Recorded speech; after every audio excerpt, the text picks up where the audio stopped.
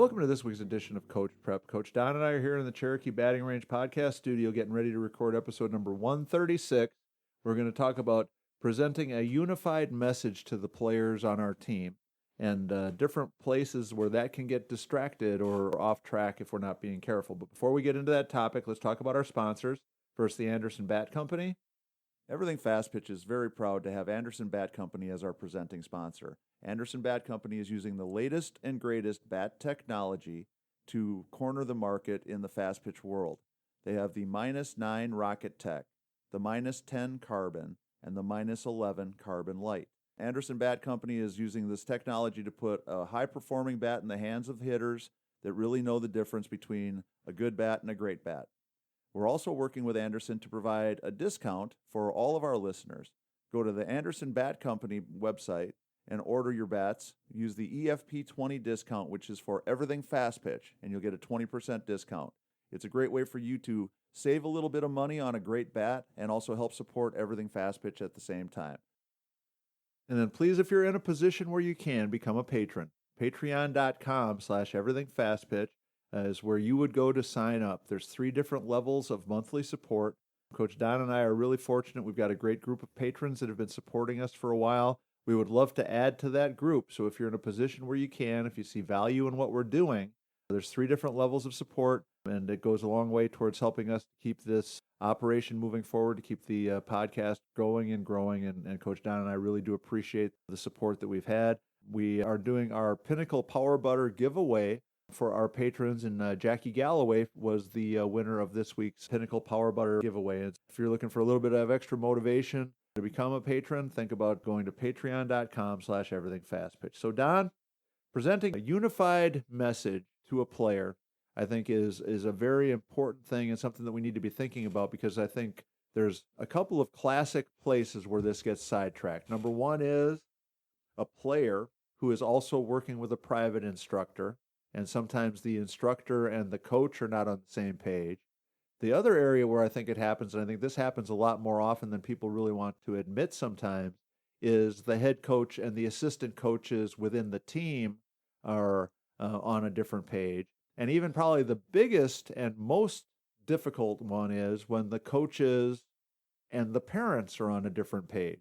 So we've got 3 different classic places where we can confuse the heck out of a player, take something that's already a very difficult skill like hitting or pitching, or really just about anything in playing this game, because Sure. none of playing softball is easy, and take something that's already pretty complicated and making it a lot more difficult, a lot more complicated for the players. Let's talk first about how do we handle it when the coach and a private instructor are on a different page. What are your thoughts? This is a really good topic, Tori, because I've had some students almost in tears. They've heard it, even if it's being said in a different way. It could be the exact same message, but if they're hearing it with different terminology, they get confused. They get upset because the skill itself, like you said, is so challenging and tough that when they're working, even in a training setting, their consistency is not always what they feel is a successful workout. And then they get frustrated and it's tough. And then they look and they say, well, it's different today than when I was at regular practice. And, often it's just terminology. Sometimes it's a difference in technique or approach. And, when I sit down and talk with students about it, it's, to me, most important that we decide what techniques or what philosophies or what guidelines we're going to use going forward and what's going to be most productive for them. But then we stick to it. And then it's about communicating with the travel ball coach about how or why. I like to talk through why we would do things a certain way. Right. We might have, at the younger levels, people having a hard time with outside pitches. And the easiest thing to do is, well, get in closer to the plate, get in closer to the plate. And then in their head, they're like, well, I'm going to get jammed if somebody throws inside. So their first movement is stepping towards third base for a right-handed hitter. Right. And, but is that going to be the best long-term approach for this hitter? And my thought would be no.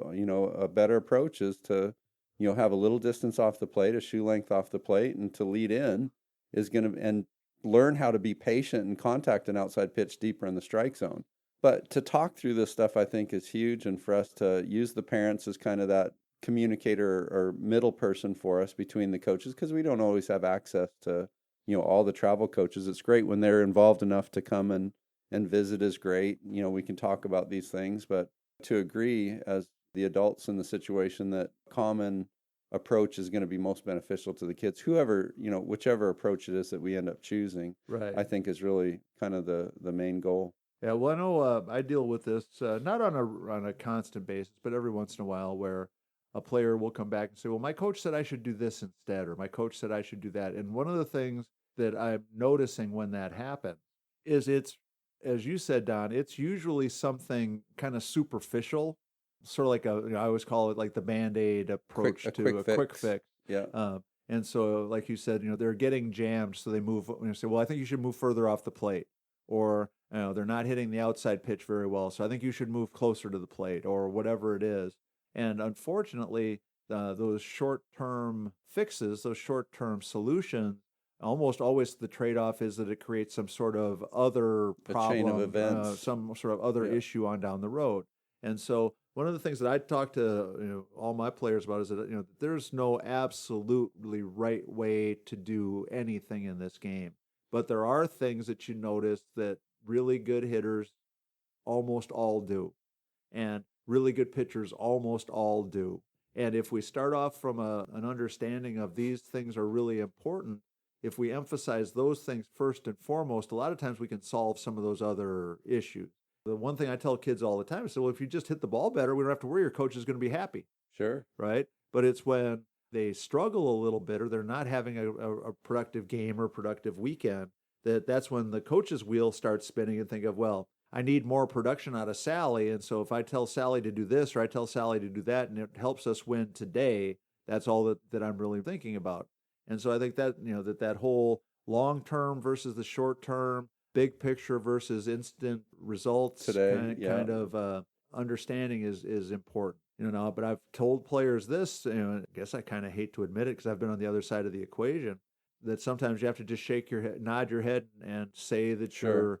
Be respectful. You're respectfully listening, Yep. but not probably going to do some of the stuff that's being suggested. And I know that's a little bit disrespectful, but if it's something that just doesn't make sense or is going to lead to a bigger problem on down the road, then I think that it's important for players to be aware of. And at the end of the day, it's really their swing, it's their game, it's their performance that's at stake. So we want them to be on the same page. And the other thing that I think it does, though, is depending upon the instructor and the coaches, it might open up lines of communication so that maybe we're understanding each other better. Have one very talented younger player that her coach will give her feedback, give her cues, and some of what she's saying, the things that the coach is seeing, I don't think are really the problem, but what the coach is seeing are indicators of things that we can work on in lessons to try to maybe resolve something or to make something a little bit stronger, make something a little bit better.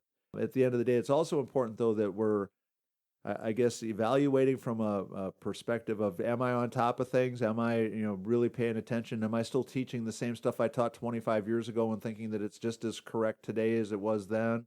Or am I paying attention and updating and listening and watching what's going on to make sure that I'm aware of the newest, best ideas? Because there's a lot of things that I think of when I first started teaching hitting, started working with some of those, very first players back at Parkside, and I just shake my head and go, how could I have been so stupid to think that was a good idea? But they now were awfully good too. But some of those kids were just talented enough that I could, try to teach them something stupid, and they were still good enough to, to make it work. I always wonder if I knew them then what I know now, how much more could they have accomplished? But I think it's a good gut check moment for us as instructors, and to be thinking about, am I really on top of things in my instruction? And then I always offer, to be more than happy to talk to a coach if a coach has got some ideas. I've always, given, every one of the kids that I work with, permission. You can give your coach my number. You can give me your coach's number. And I've had some conversations over the years. Some of them have been contentious. Some of them have been productive. Some of them have been a little bit of both. But at the end of the day, what's best for the player is really the only thing that motivates us. It really matters, yeah. And it should be the only thing that motivates their coaches. And so it shouldn't turn into some sort of a uncomfortable, yucky thing. Some sort of a contest between coach and instructor to see who knows more, or who's right or who's wrong. Yeah. It should be, well, what's best for Sally to make Sally the best hitter she can possibly be. We all just have to get on the same page. But once we understand what's going on. I think it all does come back to, a consistent message, and a player only having to focus on doing a handful of things right instead of worrying about not doing a whole bunch of things wrong.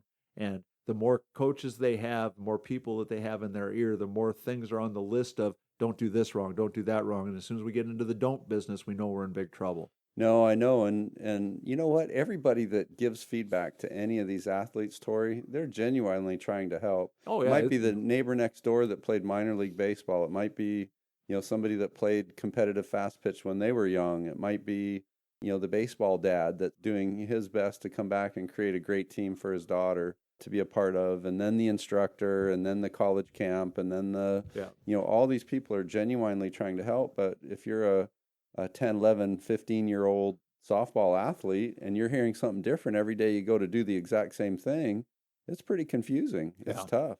Well, and one of the things that I've had this discussion a handful of times, that one of the parents who really sure that I know what I'm doing, that really are confident in my knowledge and my ability as an instructor, will say something like, "Well, I'm nervous about her going to this camp because they might try to teach her something different, or might try to show her something that's different." And I said, "Well, you don't need to be nervous about it. She's a smart kid. They might have something that's going to help her that's different than something I'm doing or saying or whatever." So I think we always need to be open-minded to anything that's going to help the players get better. But it's not supposed to be some sort of a right versus wrong, my way or their way kind of equation. It's supposed to be the best way for this player. And consistent is right. And consistent is really important. All right, so the second one is coaches within the same staff preaching different messages. Tori, this one's the huge one, and this is where I like when we have team settings or group settings, just to kind of inspire the concept of them all getting together to talk about whether it's the descriptive words that they use, whether it's where bat angles should be and how long the strides should be and things like that. If they can be consistent in their message, their practices are going to be so much more productive. The kids' minds are going to be at ease. They're not going to be so worried about what this coach asked me to do last day was a little different than the other one. Yeah. And I want to make sure that I do it the way they wanted. And they're more conscientious about whose philosophy is a little different than the other so that they can appease whatever station that coach is working at to please whoever they're working with. We need for those coaches to be on the same page, to have the same approach, whether it's a blend of all of their ideas or whatever it might be. We need to be consistent for the kids. Right. Yeah. And if we have coaches that have different ideas or concepts or things that they want to bring to the table, there's nothing wrong with that. It's not who's right or who's wrong. But that should be happening before we set up practice that day. Yeah. If I'm teaching one thing and you're my assistant coach and you want to teach something different, you and I need to talk this through beforehand so that when we get to practice that day, we're both preaching the same message. We pick one. Now you might change something in my opinion. I might change something in your opinion. We might come to some sort of a middle ground between us. It's what we're both most comfortable with. But if it's, I wouldn't teach it this way, or I know Coach Don said do it this way, but I think you should do it this way instead. We're going to drive these poor kids to the level of insanity. And how comfortable and confident are they going to be in what we're giving them? Right. Yeah. And at the end of the day, which coach are they going to listen to and which coach is going to be the right one? We don't want them to have to be worrying about that. We want them to be thinking about putting the plan in place, following that plan, doing everything they can to have as much success and as much fun as they possibly can. So coaches, we definitely need to make sure that that's across the staff, everybody's on the same page, everybody's working towards the same goals, or we need to make staff adjustments. If we have coaches that can't get on the same page, then we can't all be on the same team. So, yeah, and it could be simple things like launch and load and first movement and, all these different negative movement. Try and get consistent in the verbiage, right? Because that will ease the kid's mind so much. Right. Even if there's a little variation in each of the kids' approach, just having consistency in the verbiage, I think. Absolute bottom line is we're not trying to create some sort of cookie cutter system where every player looks exactly the same, because that's not going to be realistic.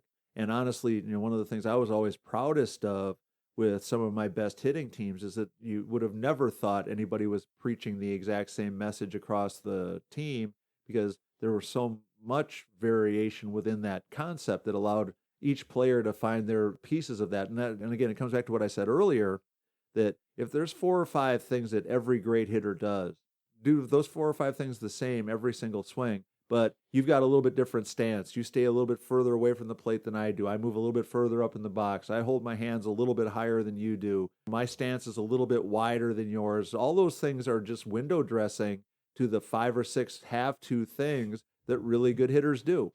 And if they're doing those 5 or 6 things, they could do a lot of other things that might look really counterproductive. You know, some of the greatest hitters of all time looked Are drastically unique. different. Yeah. You know, if you watch a Ted Williams video now and you just shake your head and think, well, nobody would teach them to do that. Well, but if you put Ted Williams back in his 24-year-old body and put him out there against major league pitchers today, he would still be a great hitter, even though he would look way different than the current major leaguers, because he did the 4 or 5 really important things that the great hitters are still doing today. And he also did it the same over and over and Over over and and thousands over. and thousands of swings after on top of each other. Okay, and then the last one is whether it's the coach or the instructor versus the parents. And again, as you said earlier, Don, I think the thing that we always have to keep in mind is that everybody's motivation is what's going to help this player be the most successful. Now, obviously, the parents are a little bit more personally invested in their own child doing well. Getting in the car after the tournament's over, telling your kid that what your coach is teaching them is wrong, what your instructor is teaching them is wrong, is just kind of crazy to me. That can be tough. And again, mom and dad are such a huge player in that whole scenario because they have that first and last access to their mindset, right?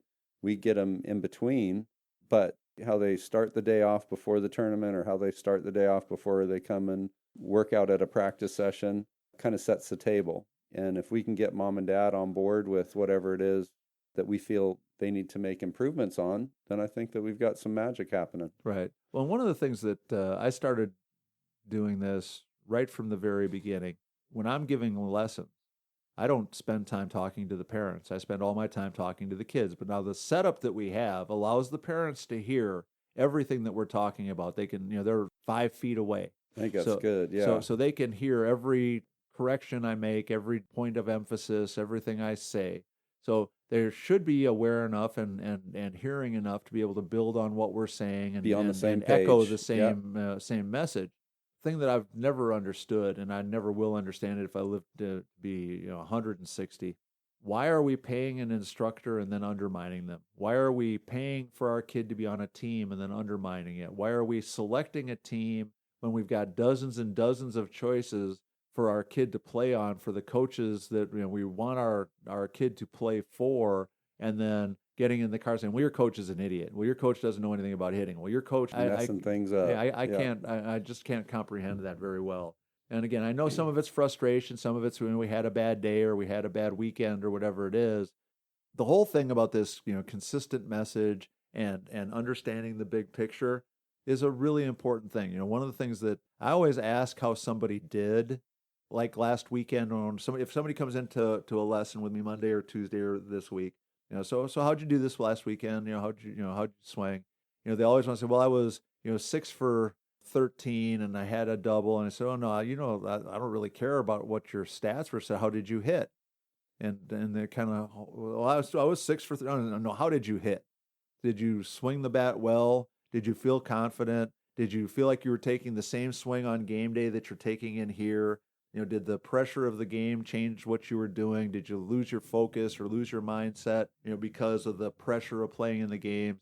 And they all keep wanting to come back to, well, I hit 500 this weekend. And I'm like, well, that's great, but I don't, your batting average is really not that important to me. The average I'm looking for is, are you swinging the bat well 100% of the time? We're getting hard outs. Yeah. Are you swinging it great all the time? If you're swinging it great all the time, this weekend you might get 2 hits. Next weekend you might get 20 hits. Yep. But if you're swinging great all the time, if you're taking the same swing on game day that you're taking in here, if you're swinging with the same aggressive, we know things are going to be okay. It means you're a good hitter. Yep. And good hitters have weekends when they don't get hit, and good hitters have weekends when they can't seem to make an out. And there's going to be both. And so, if we're going to drive ourselves crazy worrying about the stats every time, number. And that's where I think the parents get caught up in this, this game changer world that we live in, where, the comparison of how many hits we had, whether it was a hit or an error, whether we got on base enough or not. There's some crazy stats now. Yeah, and so all that stuff to me is just kind of a distraction from the real message that I'm trying to make sure that the kids get, and that I think that the parents are taking away from it. We're in it for the long haul, and the long haul is, can you repeat your swing? Can you take the same swing over and over again, no matter what the pressure is? Are you the same hitter when the bases are loaded in the bottom of the 7th inning with a full count as you are the very first at bat of the weekend? And if the answer to that is yes, you are, then we're all going to be happy at the end of the day. Yep.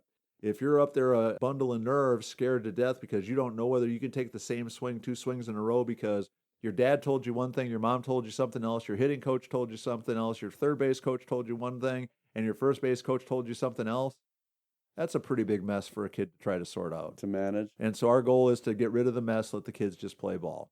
No, I love it. And again, these are things that are avoidable, right? Yeah. We can work through this Yeah, stuff. we have to talk through it now.